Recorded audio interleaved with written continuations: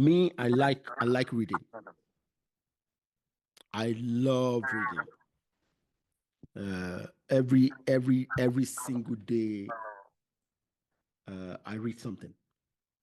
And in the last 10 years, I've consumed hundreds of books. So on this podcast, I always ask my guests to recommend 5 books for my audience. So please, Yila, recommend 5 books to my audience. Okay, so one of the best books that I've read, that was the first book that made me started thinking of how to identify personality in people. It also helps in networking too as well, understanding people. I would recommend Why You Act the Way You Do by Tim LaHaye. It's a very good book. Why You Act the Way You Do. Yes, so excellent. It's a book that would make you understand people's temperaments and learn a lot too as well. The second book I would recommend is Ikigai. Ikigai is a book that centers around purpose. That's Japanese. Yeah, it's not in Japanese. No, the word is Japanese. Yes, it's Japanese. Ikigai.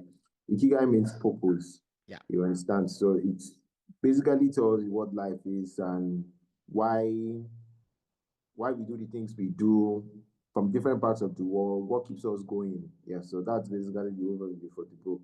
The third one is How They Started. Now, for me, how they started. Global brands. Yeah, the book talks about different brands, McDonald's, KFC. Talks about the stories, about Adidas, Puma, the Adidas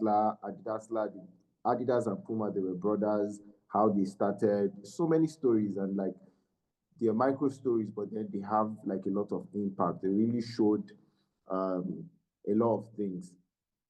It was a very, very, very good book for me because it just opened the world. When I was reading, I was just imagining, oh, this was how this happened, how these people started. And it also teaches that time is just a function of nothing really, because you can actually start at any age. You can start whatever. You can switch careers. You can be so much. You can live an entire lifetime and then your life has not even started. Exactly. You can live to 70 and your part starts at 70. So that book was really, really, really good for me. Another book, this might even sound very cliche, but for me, it was one of the books that I read earlier by Ben Carson, Take the Risk. And then I've never heard that. Take the Risk. Ben Carson. I have two of his books. I read Gifted Hands, then I read Take the Risk. Take the Risk was a very, very good one. It really taught me a lot. This was coming out from more of the things that he did during the medical practice rather than what he did during when he was growing up. Gifted Hands was more of when he was growing up, how the entire story became, when he even watched the movie too as well. Yeah. So yeah, it was a very good book for me too as well. I read it earlier. That's how many now? 4. So let me look for the 5th one. A book that really touched me. I would not want to recommend 48 Laws of Power because I would not want to recommend. I have that on my table. Okay, from time to time I go back there and check something. For me, 48 Laws of Power is a reference book. I don't pick everything verbatim. I just go from that.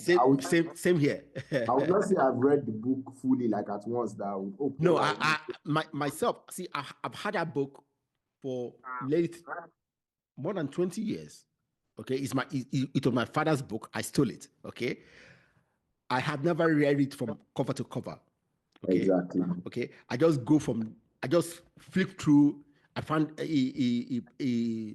a law that sounds nice. I read it. So that's what I do. Anyway, continue.